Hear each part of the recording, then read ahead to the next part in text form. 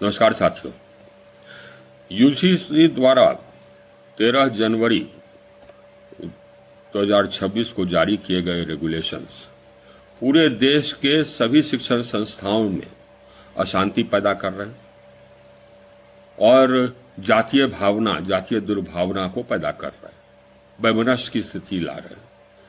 छात्रों के बीच में असंतोष भी है, वैमनस्य भी पैदा हो रही है और ये सब कारण, ये सब नासमझी से ये रेगुलेशन एक ऐसे मस्तिष्क की उपज है या ऐसे मस्तिष्कों की उपज है जिसको कि संविधान की जानकारी नहीं, ऐसे मस्तिष्कों की उपज है जो मूर्खतापूर्ण से भरा हुआ है, लेकिन जातीय विष से भी भरा हुआ है।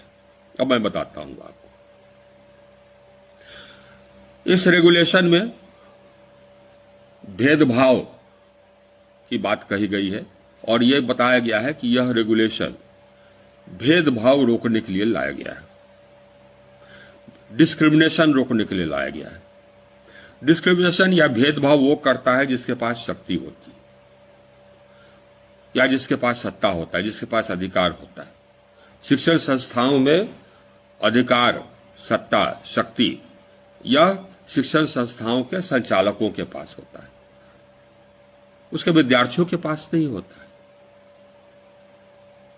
तो अगर भेदभाव पर नियंत्रण करना है तो यह रेगुलेशन वाइस चांसलर्स और प्रिंसिपल्स के लिए बनाई है, विद्यार्थियों के लिए नहीं, क्योंकि विद्यार्थी तो ये भेदभाव कर ही नहीं सकते ना, उनके पास कोई शक्ति ही नहीं। ये समझ नहीं है, जिन्होंने भी इस रेगुलेशन को ड्राफ्ट किया उसको ये बात समझ में नहीं आई कि डिस्क्रिमिनेशन का अर्थ क्या होता है, भेदभाव का अर्थ क्या होता है। भेदभाव कौन कर सकता है?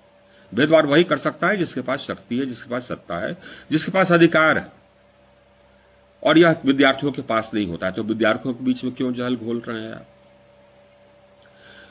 जिन्होंने भी ये ड्राफ्ट किया उसको संविधान की जानकारी नहीं है।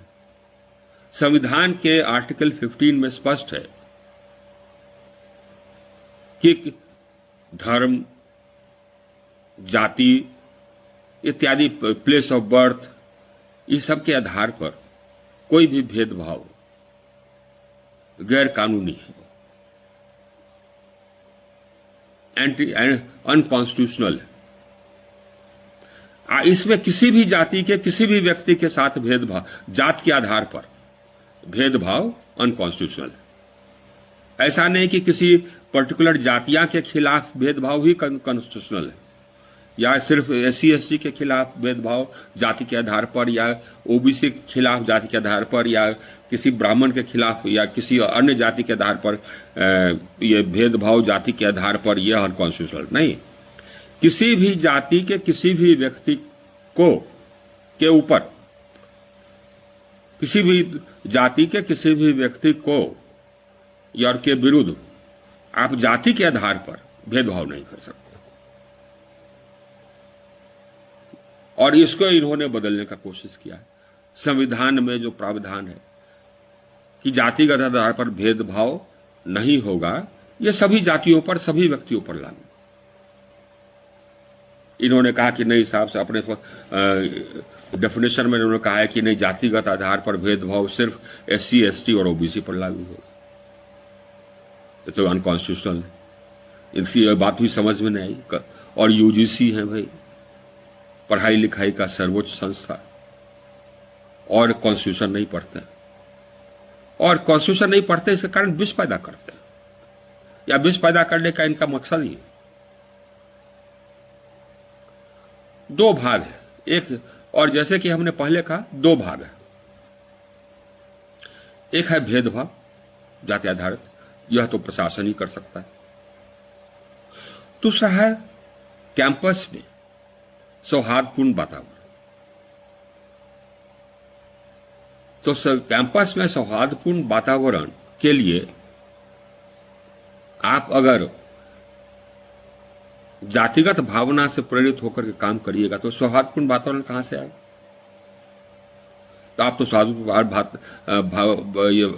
सौहार्दपूर्ण भावना को, छात्रों के बीच में सौहार्दपूर्ण भावना को आप नष्ट कर रहे हैं। यही आपका मकसद है क्या? इस रेगुलेशन में आप स्क्वाड्स बना रहे हैं जांच के लिए। यह तो हिटलर करता था, उसके एसएस स्क्वाड्स होते थे नाजी जर्मनी के, जो कि ज्यूज के खिलाफ खोज करते रहते थे या ऐसे व्यक्ति के खिलाफ खोज करते रहते थे जो कि किसी भी कारणवश किसी सरकार के खिलाफ बोल दे या हिटलर के खिलाफ बोल दे। ये तो वही परिस्थिति आप ला रहे हैं। इससे सौहार्द कहां से होगा पैदा? छात्रों के बीच में ये समझ में बात नहीं आती है कि छात्रों के बीच में सौहार्द पैदा करने की आवश्यकता है। और यूनिवर्सिटी शासन में जो है, कॉलेज के शासन में जो है, उनमें यह भावना पैदा करनी है कि संविधान के अनुसार, कानून के अनुसार सभी को अधिकार मिले। जो कानून में प्रावधान है, आरक्षण का प्रावधान उसमें निहित है, कानून में है, ये लागू हो। ये तो यूनिवर्सिटी के शासन का जिम्मेदारी है, कॉलेज के प्रशासन की जिम्मेदारी है। और अगर निगरानी रखनी है तो उस पर रखिए कि हाँ साहब, सो ये आरक्षण के जो प्रावधान है वो लागू हो रहे। छात्रों के बीच में तो सौहार्द रखिए। ये तो समझ है नहीं। लेकिन पूरे देश में, देश के सभी यूनिवर्सिटीज में आप विष खोल रहे हैं। इसको बदलिए, समझिए। और सरकार को ऐसे आदमियों को रखना चाहिए जो समझे, जो कानून जानता हो।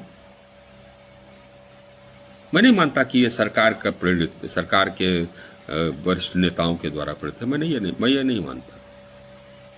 ये मूर्ख लोगों के द्वारा प्रेरित, नासमझ लोगों के द्वारा प्रेरित, ऐसे लोगों के द्वारा प्रेरित है जिनको संविधान की जानकारी।